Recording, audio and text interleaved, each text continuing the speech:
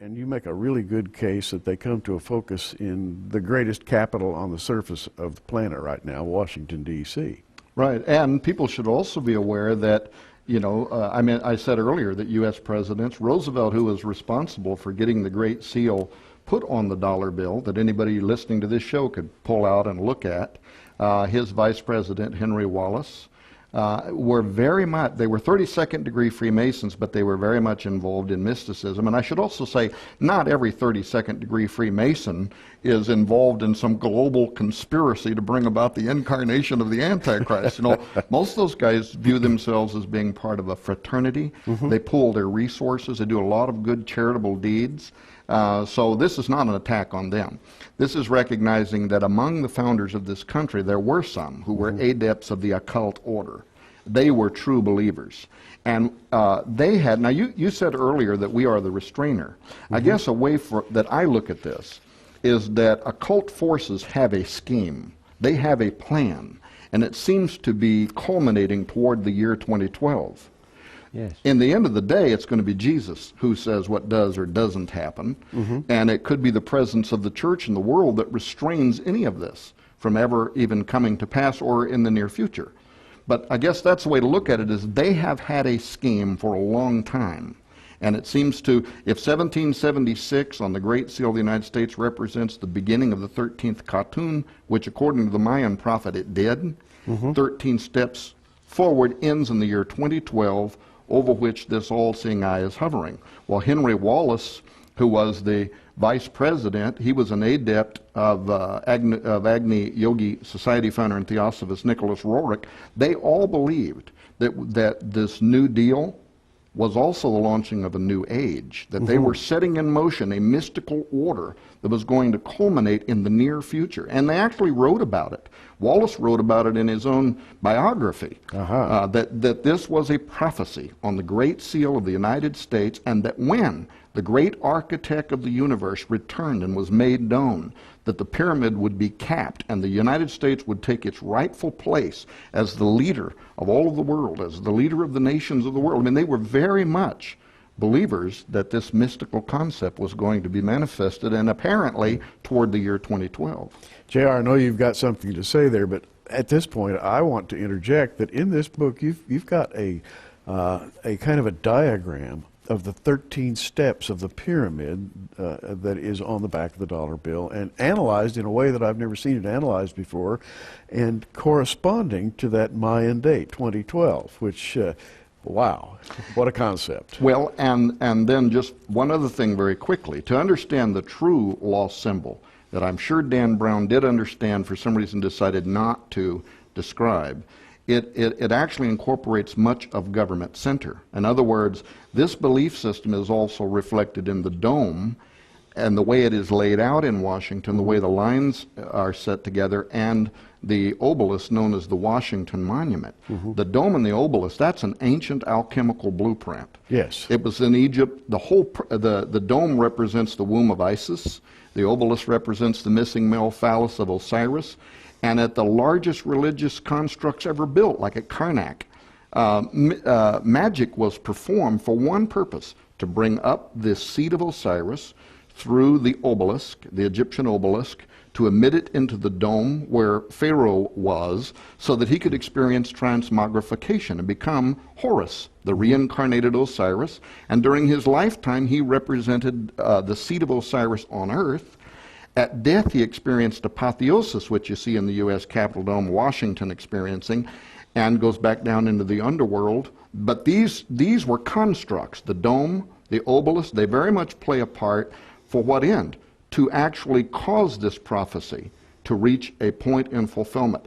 When we traveled, my wife Nita and I, we traveled to the Hara Dome in Washington, D.C., which some believe is the true power behind Washington, D.C., some of the conspiracy theorists, right? Yeah, now say that again so that people will get it. What place are you talking about? The Hara Dome, also called the House of the Temple, if somebody wants to look it up like at Wikipedia. This is the headquarters of the 33rd degree Scottish Rite Freemasonry. This is their headquarters where they have their meetings. And when a person, if they're lucky enough to do it there, when a person goes from a 32nd degree Freemason to a 33rd degree, they would go there and they go through a ritual called the raising ceremony. Now, why that's important is because the raising ceremony is a parody of the raising of Hiram Abiff, who their own scholars admit is Osiris, raising the seed of Osiris, raising him from the dead. Now, what I had been made to understand is that while much of the public may be aware of that magical ceremony that parodies raising Osiris from the dead, that at the inauguration of every United States president, this is what I was told privately, that ceremony is also conducted to raise the seed of Osiris into every reigning U.S. president. Now, it's believable because in the dome and the apotheosis of Washington, that's depicted in art, that's exactly what is happening. And when he died, Masons at the funeral of Washington cast sprigs of acacia upon him, and according to the official record, to represent him going down into the underworld to take the role of Osiris, so that Horus could be incarnated in the next president. That is the system. That's undeniable. Well, but what I wanted to know was this ritual actually being conducted in the temple room, at the house of the temple, in the Haradome? So we went there, we met with them. They answered every question. They were very cordial. They were very nice. When I asked that question, one guy left the room and the other would not answer. He would not say that's not true. He simply would not answer that question. So a bit of mystery remains, but the bottom line is, if you want to know what the lost symbol is, to use that kind of modern language, it's actually the whole layout of Washington, D.C. is meant as an alchemical utility, not turning lead into gold, not transmuting lead into gold, raising through the obelisk and the dome into every United States president, and may even explain why they go there at death to be eulogized and whatever. Walt Whitman, when Abraham Lincoln died, Walt Whitman eulogized him what? As the American Osiris. There is a theme. If you walk through those corridors, you'll see images of George Washington as Zeus on his throne. Well, friends, if you want to experience this dissertation that Tom, you can see he's a man who has studied a great deal.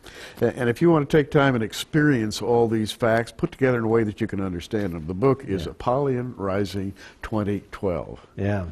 And you can order it from us for $15.95 plus shipping and handling. Just call the phone number at the bottom of your screen. That's 1-800-475-1111. I hope you'll order it from us today. Now, Tom, in the Bible, which the New Testament is written primarily in the Greek language, even those books that were written in Hebrew have been translated. The earliest manuscripts we have are in Greek.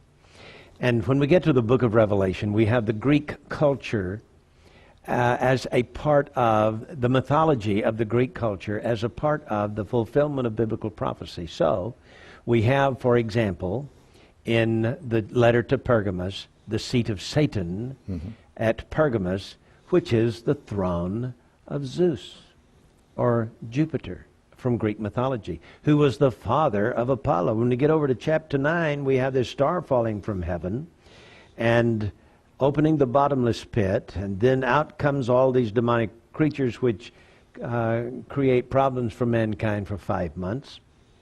I don't know if that'll be a UFO invasion or what, but it sounds like the possibility. But his name is Apollo. That's the son of Zeus. And then we have Jesus talking about the son of perdition, referring to Judas Iscariot. The word perdition there in the Greek is Apollyon. And then we have the Apostle Paul writing about the Antichrist as the son of perdition. And again, the Greek term is Apollyon, which is a form of Apollo. So we have this ancient Greek Apollo as actually being a real entity, a fallen angel, a demon of some kind. And yet he comes. Will this be the Antichrist, or will it be some power that will just simply, an esoteric type power that will possess the Antichrist? What do you think?